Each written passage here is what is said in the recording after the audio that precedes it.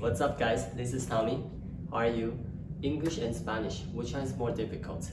I think this is the question really talked about because people unanimously agree that Spanish is more difficult to learn. But today I have a different opinion for you.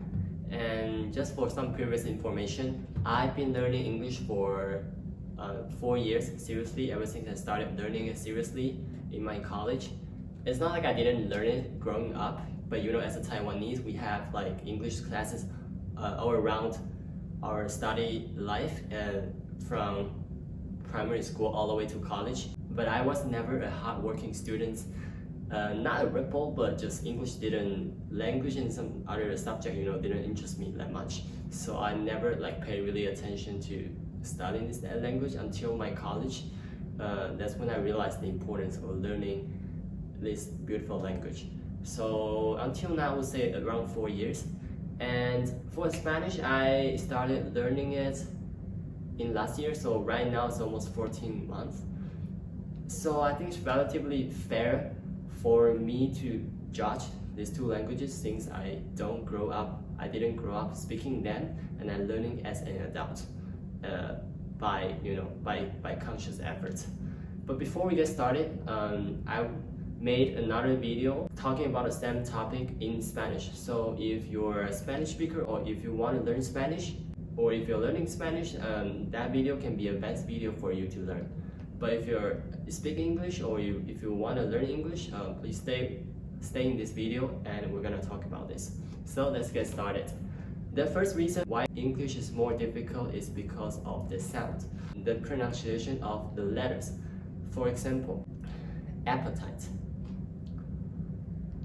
obstacles, spectacular.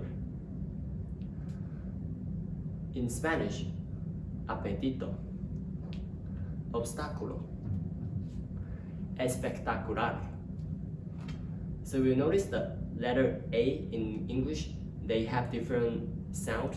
When the letter is placed in different position in different words, they tend to have different sound, and they tend to have different rule of pronunciation. Whereas in Spanish, they're all the same.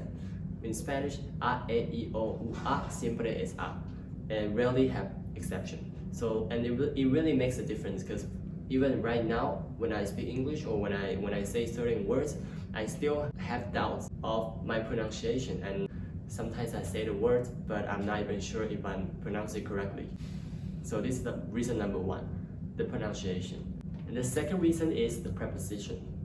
In Spanish, there are 23 most commonly used prepositions, but in English, a lot more. I mean, a lot more. For example, I'm at home, I'm in a meeting, I'm on my way.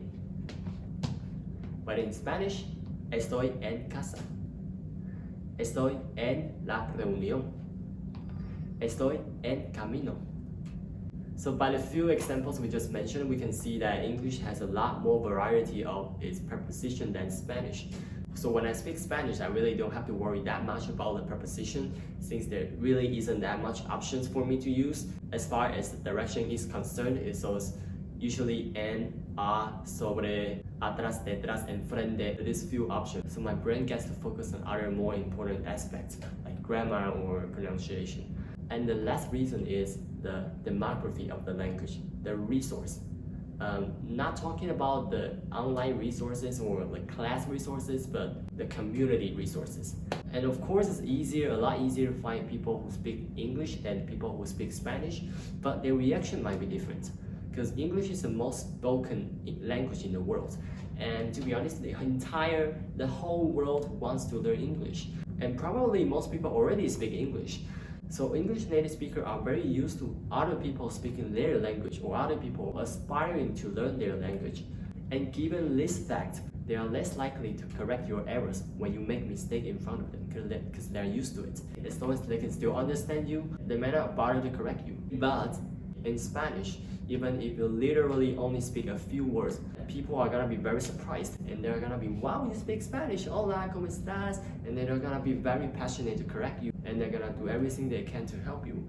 And this is from my real experience. In the past year, the help, the support I received from my Spanish-speaking friends are tremendous. I mean, I can't thank you enough for you guys, and I just really appreciate that, and I'm just really lucky to have that as my friends. For English, of course I talk to people, but if I made mistakes, then I would have to identify it and remember it for myself. When I have time, go back and look it up, practice it, correct myself, and next time improve.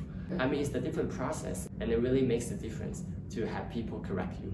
So these are 3 reasons why I think English has been more difficult for me to learn, at least on my language learning path. If you have a different opinion, comment down below. Please share your experience and tell me what happened to you, because we all have different stories and we all might experience different things. And before we go, just don't forget there's this video in Spanish talking about the same topic. So if you're interested or if you want to hear the explanation in a different language, please go check out that video. And don't forget to subscribe to my channel. I have more awesome videos coming out. In my next video, I'm gonna make a video sharing my first book in Spanish. And in fact, that was one of the most incredible resources that I had when I started learning Spanish. And that was it for today. Thank you guys for watching. Thank you so much for listening. I hope you're staying safe, healthy, on the right path to your dream. I love you guys. Mad love. Peace out.